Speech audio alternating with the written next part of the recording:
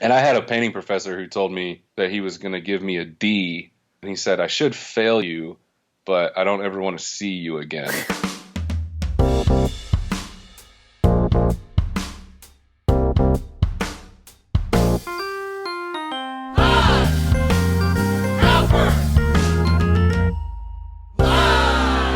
Hello, print friends, and welcome to the 15th episode of Pine Copper Lime, the internet's #1 printmaking podcast.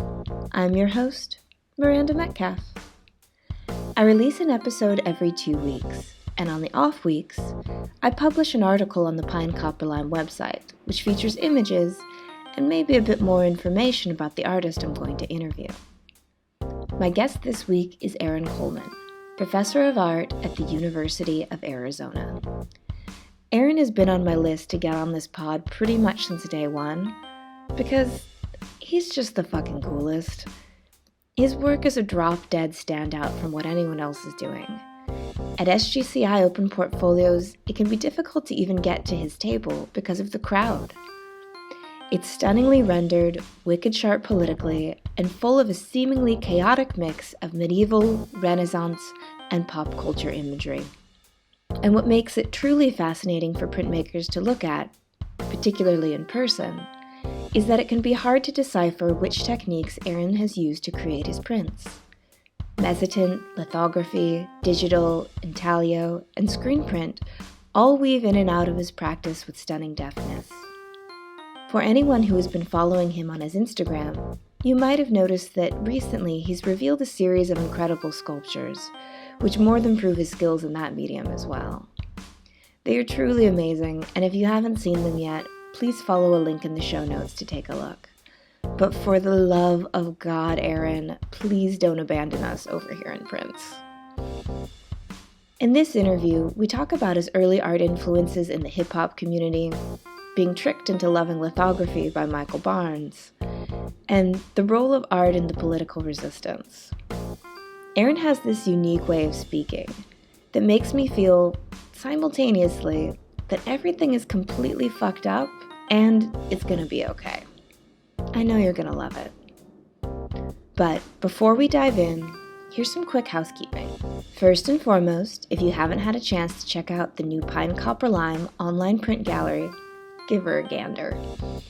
I have beautiful work there from artists from all over Southeast Asia and Australia. And I still have the offer going on for listeners of Pine Copper Lime to get free shipping, including international shipping, with the offer code SHUN. That's right, as in the non-believers. That's SHUN. I also have the Pine Copper Lime Patreon up and buzzing, with levels starting at just $1 a month and gifts like postcards, stickers, tote bags, and more.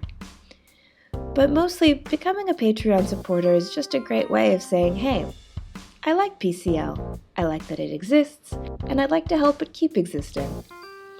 And, as always, you know I'll love you forever if you tell a printmaker or two about Pine Copper Lime, and see if we can't grow this community even more. Printmaking forever, shun the non-believers, join the party. And one last exciting announcement. The next episode of PCL, I'm going to be trying something a little different. It's going to be a bilingual double release. One version of the interview in English and the other in Spanish. My guest for this is Marco Sanchez, a Mexican-born printmaker currently getting his MFA at Edinburgh University, but grew up on the border town of El Paso, Texas. His prints address a number of things, like his relationship to his mentors, such as his grandfather, to his cultural background and Mexican folklore, and most recently, he's been exploring the notion of immigrant identity in the current political climate of the United States. So make sure to join me then as well. It's going to be a fiesta. All right, without further ado, here's Aaron. Hey Aaron, how's it going? Good. How you doing? I'm really good, I'm good. Thank you for joining me. Yeah, of course. I'm super excited to chat. So before we dive into some questions, would you mind just introducing yourself briefly and letting the listeners know who you are and where you are and what you do? Yeah. I'm Aaron Coleman, and I'm a human being, and I am on planet Earth. But more specifically, I'm a professor of art at the University of Arizona. I'm a printmaker, collage artist, draw stuff. I paint stuff sometimes, but I make pretty terrible paintings. Yeah, I do all kinds of stuff. That's good. And how long have you been at the U of A? I am finishing my third year right now. Wow, so it's still a pretty new position. Yeah, it doesn't feel like that though. In a good way. Totally, totally. Well, hopefully that means that you're settling in nicely, I think. I Yeah. think my permanent state is settled in no matter where I'm at. That's a very good quality to have, for sure. Yeah. It's very zen of you. Well, I'd also love to hear you talk a little bit about sort of your early art influences growing up, where that was, and, what role art had in your childhood and anything like that. Oh man, those are big questions. I was born in Washington D.C. and I grew up in Waldorf, Maryland. I'm not too sure art had any influence on my childhood whatsoever. I was like kind of a bad kid. I was a good kid, but I was also bad. I was like running around taking the wheels off of people's lawnmowers and trying to make go-karts out of them. And I would like take my mom's watches apart. I would like take the back off and take all the little pieces out, and then I wouldn't be able to put them back together. I had a twin sister that I got into a lot of stupid stuff with. So I mean, I wasn't really like artistic or art or aware of art as a kid. I was just kind of like a curious, mischievous little guy. And when I got to be about 12 or 13, we moved to Indianapolis, and my mom took a job in Indianapolis, so we moved, and I was kind of introduced to the hip hop scene and the graffiti scene around 13 or 14, and I think that was like my real first introduction to creative culture and visual art, if you will. And so it didn't really come into my world until I was like an early teenager. Yeah. How did that introduction happen? Well, I have four brothers, two of which lived with me for a long time, older brothers, and they always listened to hip hop, but I think I was kind of like too young to really be into it. And so it wasn't until I got a little older, I would like steal CDs from them. And this was around like 12, 13, 14. And I started listening to the music that they were listening to when I was younger. I kind of fell in love with just hip hop culture and the music and breakdancing and DJs. But a big part of hip hop culture is graffiti. And a lot of the guys that I went to school with were into graffiti. And so that was kind of how I found my way into that world.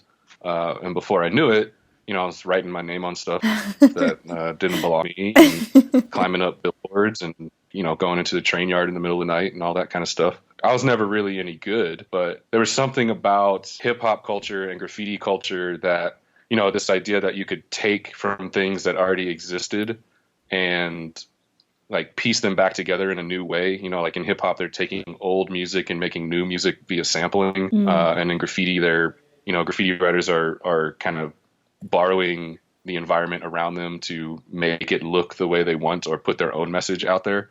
So there's something really interesting to me about pulling from things that already existed to create something new. And so that's kind of why I attached myself to that world.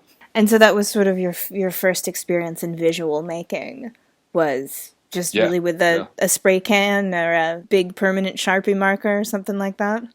Yeah, we were a little more devious than that. We would fill like refillable markers with glass etch and tag windows and actually etch our name into windows and things like that. We found out that the lava rocks around a McDonald's drive-through, like if you ever look at the ground around a McDonald's drive-through, there's a bunch of lava rocks on the curb, and we found out that those rocks could like scratch into almost anything, and so we started using those to tag things that seemed like untaggable. Oh my gosh. I wonder if the McDonald's Corporation has any idea the creative contribution it's making. Yeah, probably not. That is so interesting. And then so how did you go from that to art school? Well, to be a good graffiti writer, you really have to like not give a fuck about anything. You're like running from police all the time. You're out late at night. You have to be out when no one else is around, if you want to get up. And it makes things like normal relationships kind of difficult because, graffiti is kind of irrational and aggressive, and a normal minded person might not understand the urge to go out and write your name on things or destroy property or whatever it is we were doing. And so you really have to not give a fuck about a lot of everyday normal things. And so I got sick of running from cops, and I got sick of, being afraid of getting arrested every time I was out tagging something. I just didn't have that, like, I don't give a fuck bone in my body. And so I just wanted to do something that was less, I don't want to say dangerous, but, less dangerous, less likely to get me in trouble. And also something that maybe seemed a little bit more legitimate, something that I could make a living doing. So I decided to go to art school, which if I had known then how hard it is to make a living as an artist, I maybe chose something different. Really? Going to be a chemical engineer or something? Why not? I would get mad at my parents all the time. I'm like, what were you thinking when you decided it was okay for me to go to art school? It's funny. I kind of feel that way. I have those same sort of thoughts sometimes where I'm like, my parents were always like, just do what you want, and the money will come, and follow your heart. And now that I'm like 34 and only have like $1,500 in savings, I'm like, you lied to me. Yeah. But then again, like, I also love where I am and what I do and our community and all of that. But yeah, I've had similar thoughts of like, God damn fucking supportive hippie 60s parents. Like, yeah, man. My mother's a government employee. My father was a procurement lawyer. And I'm just like, what were you thinking? Like, what? Totally. And I know it's not there. Yeah. And I'm happy. I like what I do. But I definitely could be financially better off. That's for sure. Tell me how you came to printmaking. It's probably kind of a boilerplate answer, maybe, but I thought graphic design, okay, this makes sense. Coming from graffiti background, writing words and text on things, I'll try graphic design. I did not like being told how to make an idea better. It's not that I didn't like being told how to make an idea better. I didn't like being told that like 10 times in a row. So you make a design for an advertisement, and then it gets kicked back to you, and they say, well, can you move this here and push this up here and make this color instead of that color? And you say, sure. Then you do it again, and then they say, okay, now can you move this and do that and do this thing? And you say, okay, sure. Then you get it back a third time, and they're like, okay, how about and before you know it, it's not your design anymore. Right. So that got really annoying to me, and I switched to painting, but I'm not a good painter. It's funny because I have tremendous patience with printmaking, but I don't have any patience for painting. So I end up with these like swampy, mushy, brown canvases within like 5 minutes because I try to put all the color painting at the same time. And I had a painting professor who told me that he was going to give me a D. He said, I should fail you, but I don't ever want to see you again. And so I was like, all right, maybe this isn't for me.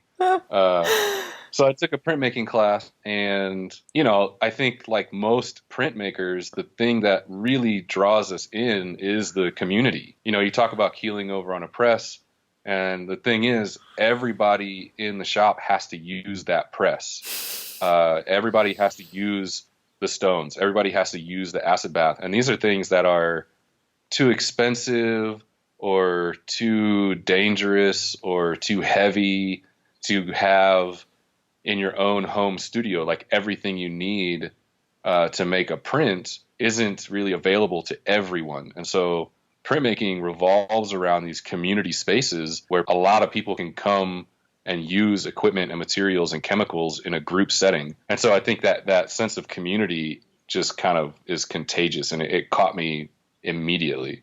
And where were you for your undergrad?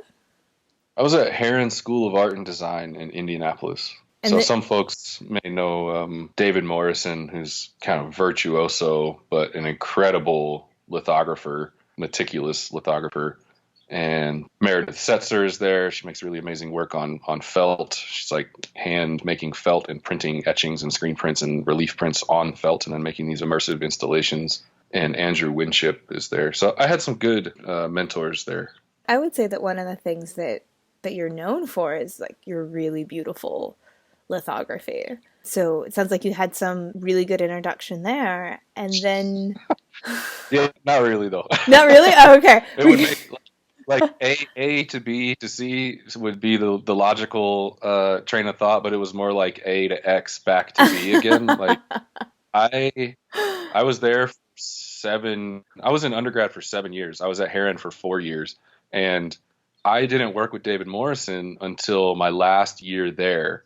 And so I had been working in printmaking for 4 years already, and I hadn't really made any lithographs, but I was working in lithography that last year, and David Morrison came up behind me, and you have to remember I've only known him for a few weeks at this point, and he like kind of slaps me on the back with his giant bear paw hand, and he says, "Well, Coleman, we might make a printmaker out of you yet." And I thought, what do you mean? I've been making prints this whole time I've been here. But apparently I had just made something worth a compliment. So Gotcha. So then from there, though, you went to grad school and you worked with Michael Barnes. Is that correct? Yeah, he was at Northern Illinois University. And David Morrison, my last semester there, said, "You need to go study with Michael Barnes." And I said, "Who's that?" And he looked at me like I was an idiot. And then I got to grad school, and Mike is an amazing human being.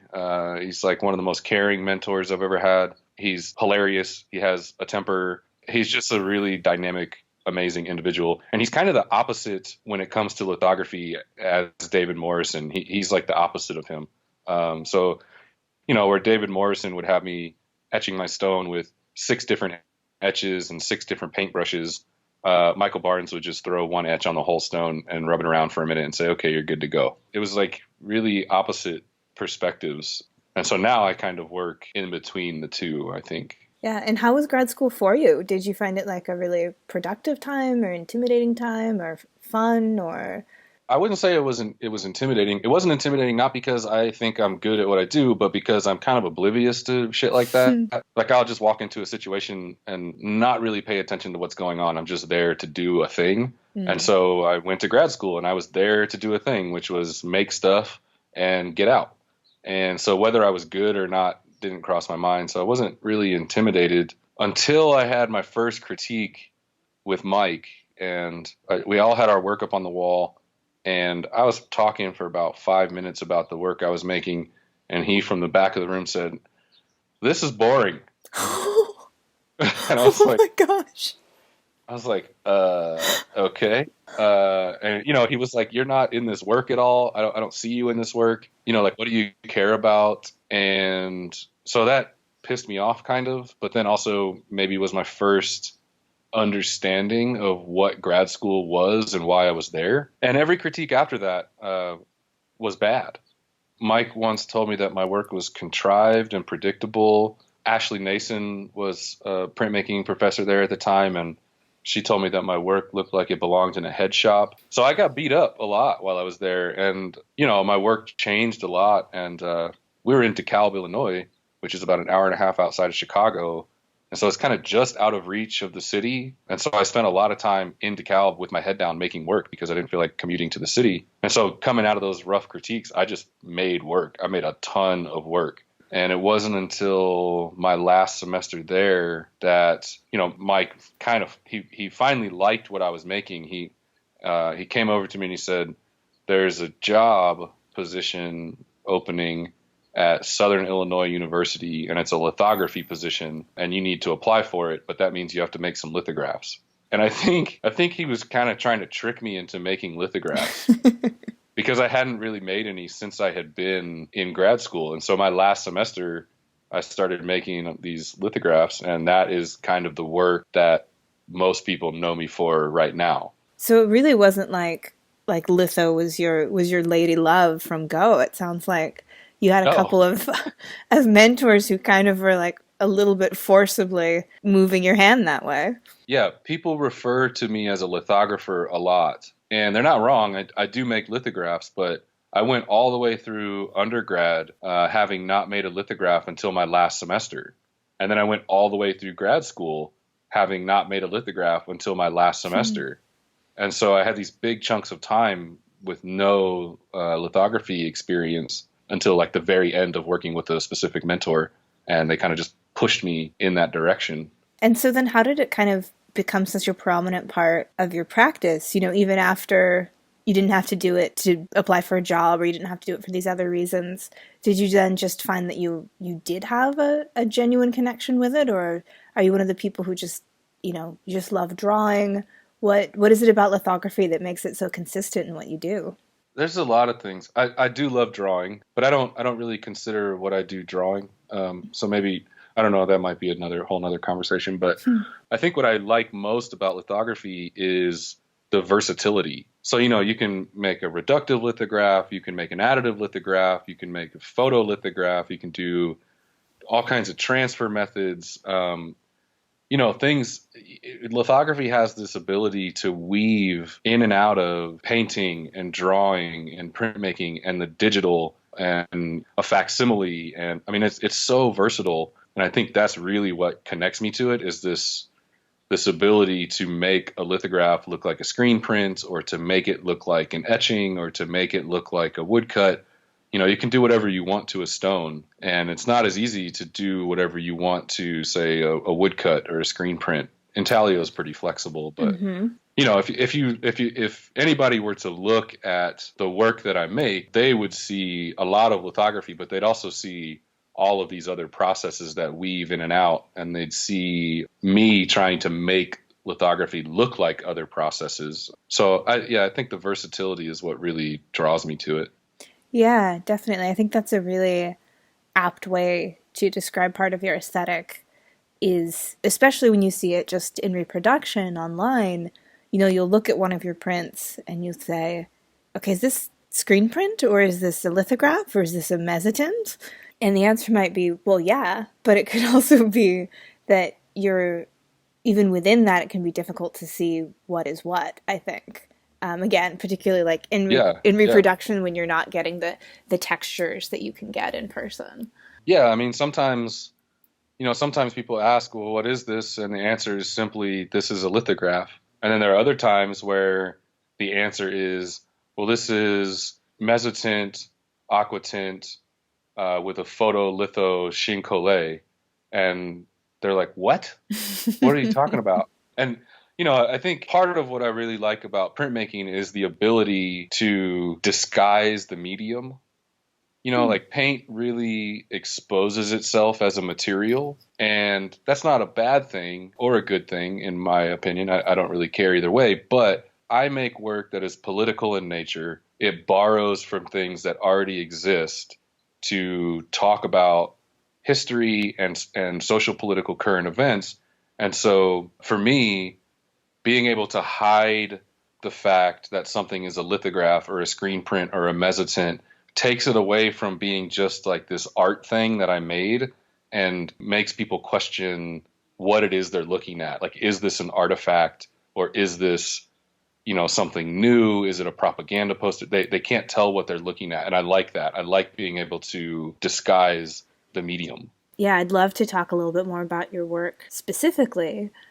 And particularly when you were talking earlier about graffiti and that kind of borrowing and the remixing and that kind of hip hop culture, it's suddenly had a light bulb on for me for what you do in your prints, where it's like you might see a toga, and then you might see a comic book, and then you might see something from the Renaissance or early 20th century. And it really is very cleverly remixed into an image that is its own thing. Do you think that does come from your early art roots, or is this just something that is of interest to you to be a part of a broader dialogue?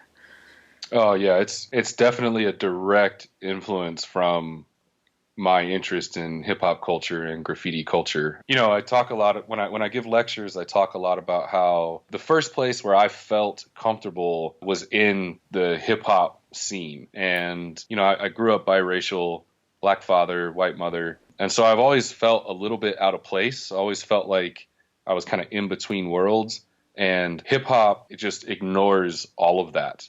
right? You might have like a sitar playing against Clyde Stubblefield drums with a Doris Day vocal sample over it. You know what I Right. mean? And it's Yeah, like all of a totally. sudden you have all these cultures and genres of music and eras in history all blending together. And so that was the first time I felt like I could exist between worlds confidently and not feel like I didn't belong somewhere, but that I might belong wherever I want to belong. And so that definitely impacts the way I see the world, the way I process the world, the things that I put into the world, the things that I create and then put out into the world. It influences all of that. Um, and so when I start thinking about making work, the same way I thought when I was going to start making music, I made music for about a decade, and I would listen and look and think about things around me and try to figure out how to use those things in my music. So those birds that you heard when I was outside earlier, I would be wondering how I could use those birds in a song. There was a time where I had a friend who lived in this old historic home, and in the basement there was like a big empty oil drum, some kind of big metal barrel. I don't know what it was for. And we used that as the bass drum in a song. We just went downstairs and banged on it and recorded that sound and used it as a bass drum. And so that same kind of like pulling from the world around you is what I do in my visual work right now.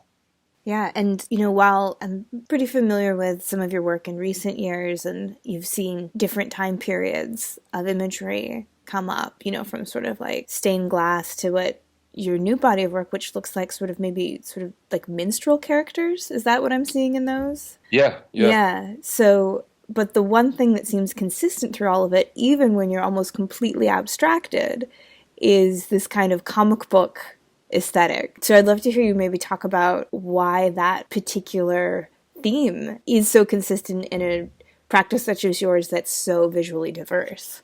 Yeah, it didn't occur to me until recently that when I was a kid, my brother had figures from comic books pasted all over his bedroom wall. Like he would cut them out of the comics and stick them to his bedroom wall. And that's really not like significant in any way. It's just kind of weird because I inherited his comic books when I got older and he was gone. And I had all these comics with the heroes cut out of them, which is kind of strange. It's a strange way to see a comic. Yeah. And so maybe that like planted some seed that I am just now realizing, but it really started when Mike Barnes told me that my work was boring and he asked me, where are you in this work? He wanted to know where my life was, where my experiences were, because when I got to art school, all of that experience in the hip hop world, all of that experience in the graffiti world just disappeared. I left it all behind for some reason, thinking that it wasn't valid experience or it wasn't important experience or important enough to talk about in the art world, or it wouldn't be taken seriously. And so when he asked me that question, it made me think about all the things that I was interested in before art school. And so text started to come back into the work as kind of a hangover from writing music and writing lyrics, and also from the graffiti world and painting text on walls. And then lowbrow culture started to find its way back into my work, as a hangover from street art and graffiti. And so comics are this kind of like lowbrow kind of cultural phenomena. And so that started to enter my work. And the very first comic book image I ever used was from the death of Superman, where Doomsday defeats Superman. And in that book, Superman dies, and then there's the return of Superman where he's resurrected. And at the time, Obama was being reelected or potentially being reelected. And there were all these religious extremists coming out of the woodwork and pushing all these political policies based on the Christian faith, abortion laws, birth control, all kinds of things. But all of these things were founded in their beliefs as Christians. And so I thought, here we have Superman, who is this idealized figure who's been sent to Earth by his father to kind of take care of mankind. He dies, he's resurrected. It's very similar to the story of Christianity, but no one's ever killed anybody over Superman. We don't have the LGBTQ plus community being persecuted based in someone's beliefs in Superman. And so really what struck me is that a lot of political policy and scientific study and social norms are structured around Christianity, and a painting of Christ is an illustration in the same way that a painting of Superman is an illustration, right? They're both somebody's vision of what this figure looks like, but the belief system surrounding those figures couldn't be further away from each other on the spectrum. They're in a world of extremes, right? One is an entertainment and one is a belief system that has caused a lot of joy in the world, but also a ton of pain. And so that comparison became extremely interesting to me. You know, I've never thought about Superman that way before, and now that you're saying it, you know, even some of that imagery, if I imagine that iconic image of Superman dead, and just even the way he's sort of lying, I don't even know where, you know, is he being held even or something? I have this like very clear image of him, you know, the torn, the torn outfit and, you know, the limp body, and it looks like the descension from the cross. Yes, exactly. You know?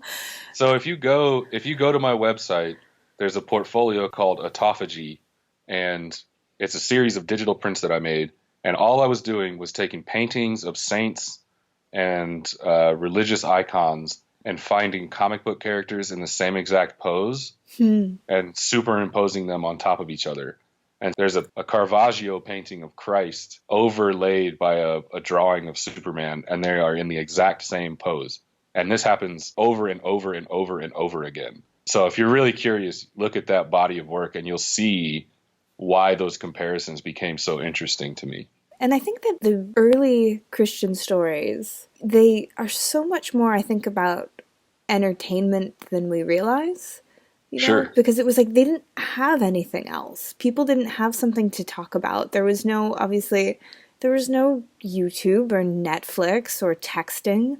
You know, you go home, like, let's say, like, you know, you're living in the Low Countries in 1490, and you go home after, like, working in a field or something, and you don't have anything, except for you have these Bible stories, and these Catholic, you know, pre-Reformation Bible stories. And even, you know, early woodcuts of saints, you know, I can just imagine that they must have been traded the way a comic book might be, even, you know, that it's sort of you have a Saint Francis, I love Saint Francis, you know, I'll trade you for two, like St. Augustine's, like, I don't know. Yeah, I mean, think about Zeus. I mean, it's like there's always somebody that's willing to take advantage of something. And so the moment someone realized that Christianity could be used to make money or to enforce laws or to group certain people together or to exclude other people, it became a strategic construct. But when you think about someone like Zeus, that is a superhero. You know, it's this like muscle-bound guy hurling lightning bolts from the sky. It is. So you can only imagine if comic books had been developed in the 14th century, people would be believing in Superman. Totally. He'd be the savior, you know? Yeah. Yeah, I use comic books for that reason, and I use stained glass imagery for similar reasons. I think stained glass windows are kind of the graphic novel or the comic book of the religious world. Right. You know, you have big, bright, bold colors, you know, heavy black outlines, simplified forms, idealized figures, stories of good and evil, morality, you know, all that kind of thing. Yeah, I was raised just in a very atheist house, and if ever I'm going by a church that's open, you know, in a city, really anywhere in the world, I'll want to go in to see the stained glass. Yeah. Because it's just incredible. And it's funny how my husband, who grew up really Catholic, you know, he's like, he'll humor me, but he'll be ready to leave pretty much as soon as we get in.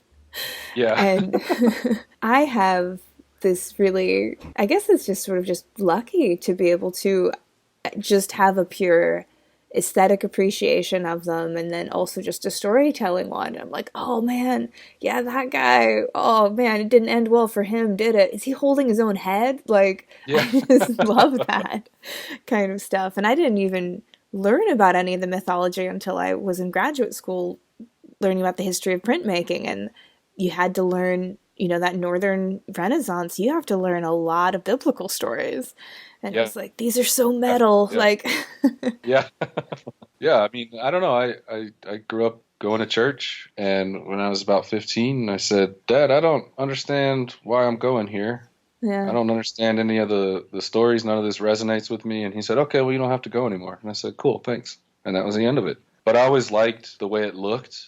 I always liked the way it sounded. Hmm. The singing was always really impactful for me. The smell, the incense was really incredible. So, I mean, I have a kind of an affinity for churches and cathedrals and things like that. And I seek them out when I travel. But, it's just the belief system behind it didn't ever quite resonate with me. And that's really great that you came from a family that just understood that, faith is not something in any way that anyone, a child, a teenager, an adult, anyone can be forced into. Yeah, I meet a lot of people who see my work and think that I'm anti-religion or anti-Christian, and I'm really not. I'm none of those things. Mm. I think if faith works for you, then it works for you. It's when someone's faith starts to impact the life of someone else that I get frustrated and or angry, and that's a lot of what I make work about is those kinds of issues. I've always thought it was funny when people get really angry about people who have faith, because in my mind it's always been like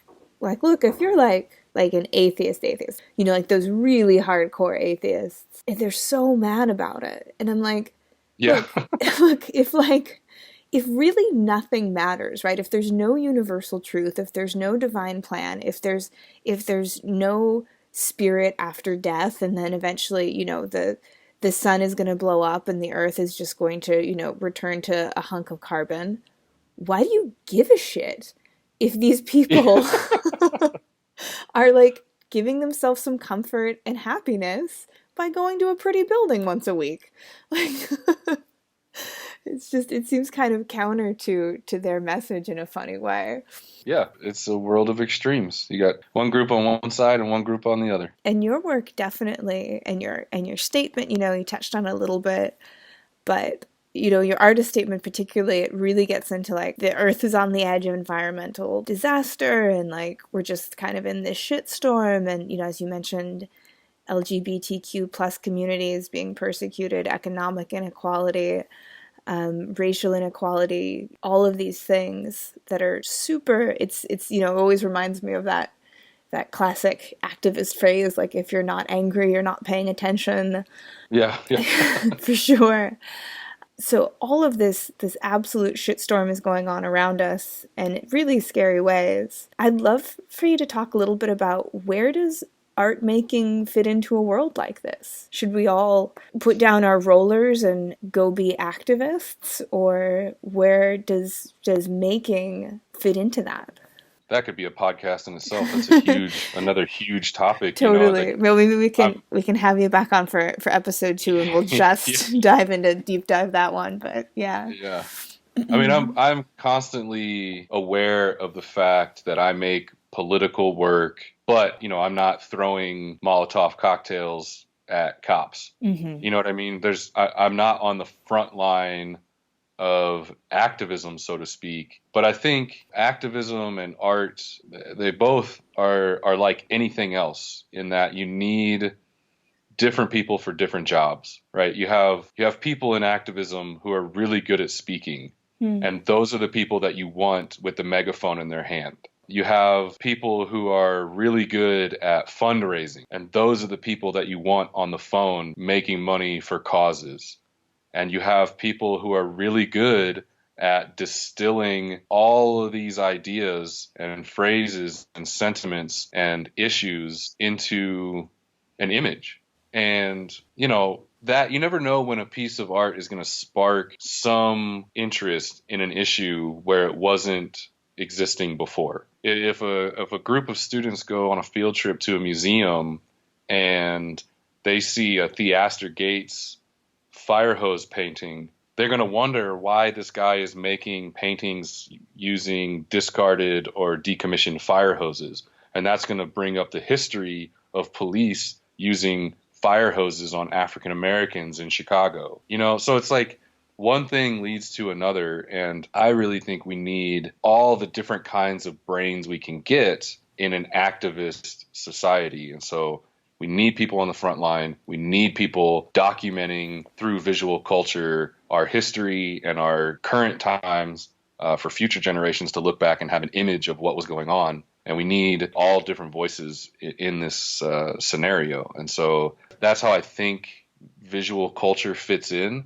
I mean, even when you look at like the Black Panthers, they had their artists working, making images for each newspaper that they put out. Emory Douglas, he was a woodcut artist that made the imagery for the Black Panther newspaper. And so he put a voice and an image to very complex issues that maybe wouldn't have gotten across as quickly had you had to read an article about the issue. My father used to say it takes all types, and that phrase is really meant to dispel discrimination and say like it takes all types of people to make the world go round. But I believe that really fits with kind of any cultural facet that you exist in. And if an activist society is that, then it takes all types. It takes the fundraisers and the speakers and the organizers and the aggressors and the pacifists and the artists. And I think what you were saying about the artists as documentarians is hugely significant. And something I'd never thought of before is that, when you think about a movement like the Black Panther movement, and it's like, what do you think of? Well, it's usually, at least probably for me and you and other visually driven people, you're thinking of these iconic images. Like the posters, like the people who are doing the photography documentation, like anything in that visual realm. And the images that kind of float to the top of our consciousness do capture so much more than just whatever the first two lines on Wikipedia are about a movement. Right. So if you say Black Panther, most people will think of a black fist in the air. They're not going to think of Huey P. Newton. Mm-hmm. Because a lot of people don't know who Huey P. Newton is, but they know what a black fist in the sky means. And that is visual culture, right? That is a lasting bit of visual vocabulary that carries weight and meaning forever. I would think also, you have your practice as a teacher as well. And I think that could be, again, maybe a much larger topic, but I think that being an influence and being a resource and a support for people who are about to kind of enter the world as the next leaders. And that's, generalization. Obviously, there are people who go back to school older. But for the most part, you're dealing with kids, and being an influence on them, that is a political and significantly influential part of helping the world, I would think. Yeah, absolutely. And it's not as simple as one might think. And I don't mean teaching. I mean that kind of like fostering of a culture, or, a culture creator or a political mind or something like that. It's not as straightforward as that, because I have to balance or move between different kinds of minds. And so I might have a student who is looking to voice their experiences as a queer brown person. Mm-hmm. And then I might have someone that comes from extreme privilege who wants to talk about the same issue. Right. And trying to figure out and help them figure out the appropriate ways to talk about their experiences or the things they care about is a really difficult job. And so I teach pretty straightforward media and practices, printmaking and collage and things like that. But a big part of my job is facilitating the most authentic voice I can for each student. Here, an hour away from the border, those conversations are often political in nature. That's interesting, because I'd kind of forgotten how close Tucson was until you just said that. Because I was there, maybe 10 years ago. And of course, I remember sitting on my sofa crying out of happiness with Obama's re-election. I think, I remember it was like, this is so amazing. We're doubling down, on progress. And then how that seems like a world away to the world that we're living in now, and particularly when it comes to border issues. Maybe not even particularly. Like it all seems like a fucking world away now. But Yeah. that whole border politics has become so hot and so charged and so just sad and full of anger. And yeah, Tucson, it really is. It's right there. Yeah, I mean, I have Hispanic students who are frustrated and they want to talk about those issues. I have Hispanic students who want to be Hispanic artists and not be expected to talk about those issues. Yeah. And of course, both students have the right to do each of those things. And so that is just kind of a snapshot of the role that I have to play as a teacher in facilitating those kinds of conversations. I'm half black and half white. And one of the first things that I tell graduate students, African American graduate students that come to our school or to any school, is that you don't have to make work about being black. Just because you're black doesn't mean you have to make work about that. You can make work about whatever you want. Mm-hmm. And so I have to have that same conversation with indigenous students and Hispanic students and, white students and like everybody. I can only imagine that being who I assume you're one of only a handful of people of color on the staff, because that's the way it is in most any university in America. That's got to certainly affect the way that you're asked to perform as a professor, and then also the way the students see you and turn to you, particularly students of color. Yeah, 100%. Any university you go to, you're probably going to find a lack of diverse faculty, and it's kind of a cyclical situation. It's kind of perpetuates itself because you have minority students going to a university and not seeing any professors or mentors that look like them, so they don't feel like they belong there. So they either don't go to school or they don't continue on to graduate school. And even when they do continue on to graduate school, they may still not have a minority mentor. And so then they're not applying for the jobs. And so then the jobs are being taken by straight white men. And so it's a system that repeats itself. And so mainly what I do, or what I try to do, is empower all my students, not just minority students, but everybody. I really want to instill in them that there is a place for their voice and what they do, so that they feel included. They feel like they belong there, so that they can move forward with everybody else. And it's, like I said, it's not just minority students. It's minority, it's female, it's poor, it's queer. Anybody who has been historically marginalized needs to feel like this world is for them as much as it is for anyone else. That is super important and really beautiful. And I am so happy that you are a professor that students can interact with and get access to, and it's just so important. And I think it speaks so strongly to that need for just more voices, more life experiences in positions of power and in positions of influence. Yeah, absolutely. Yeah. I think that's just going to have to be a great note to end on, because the construction has started in my building, and so I don't want it to be distracting and kind of drown out what you're saying. But if you'd be open, I would love to have you back on sometime again, and we can do a deeper dive into some of these great topics that we were chatting about. Yeah, anytime, of course. Excellent. Well, thank you so much for taking the time. I know it's a really busy time for you, but it's been a pleasure to chat about all the things. Yeah, I totally agree. This is fun. Cool. All right. Talk to you soon. Well, that's my show for this week. Join me again in 2 weeks' time when my guest will be Marco Sanchez. And don't forget, it's going to be a special double release episode. One chat in English, the other in Spanish.